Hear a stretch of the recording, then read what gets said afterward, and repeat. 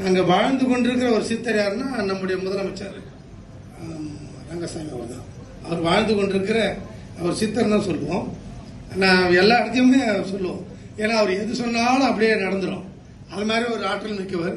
இன்னைக்கும் அவரை தெய்வமா வழிபடுவாங்க. நீங்க பார்க்கலாம், சனிக்கிழமையில பாத்தீங்கன்னு வச்சுங்களேன், அவர் உங்க கோயில்ல அவர்கிட்ட எல்லாரும் திருநீர் வச்சு அவர் ஆசிரியச்சா நல்லா இருக்குன்னு சொல்லிட்டு எல்லாரும் கடத்துறதுல இருந்து அவர்கிட்ட ஆசீர்வாதம் வாங்கினா நல்லா இருப்பான்ற ஒரு நம்பிக்கையோட பண்றாங்க. எல்லாரும் சிறப்பா இருக்காங்க.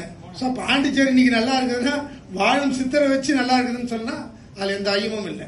நான் இன்னைக்கு உங்ககிட்ட ஒரு சேலஞ்ச் மாதிரி சொல்றேன். நம்ம மாநில முதல்வர் என்ஆர் அவர்கள் நம் மாநிலத்தை ஆண்டு கொண்டிருக்கிறார். எதிர்காலத்தில் காலத்தில் 20 வருஷம் பிற்பாடோ 10 வருஷம் பிற்பாடோ அவர் இருக்கும் தருவாய் திறந்த பிற்பாடு அவர் 100% 1 கோடி பேருக்கு மேல் அவர் சித்தரா வழிபடுவாங்க என்பதில் எந்த ஒரு மாற்றம் இல்லை. அந்த அளவுக்கு ஒரு அற்புதமான முதல்வரை நாம் பெற்றிருக்கிறோம். அவ்வளவு ஒரு ஆன்மீகவாதினா நேரடியாக நான் பார்த்ததை வச்சு சொல்றேன். அவ்வளவு ஒரு அற்புதமான ஆன்மீகவாதி அவர். நம்ம பாண்டிச்சேரியில இருக்கிறதுனால நிறைய பிரச்சனைகள் சால்வ் ஆகும். அது மாதிரியான ஒரு சித்தர்கள்.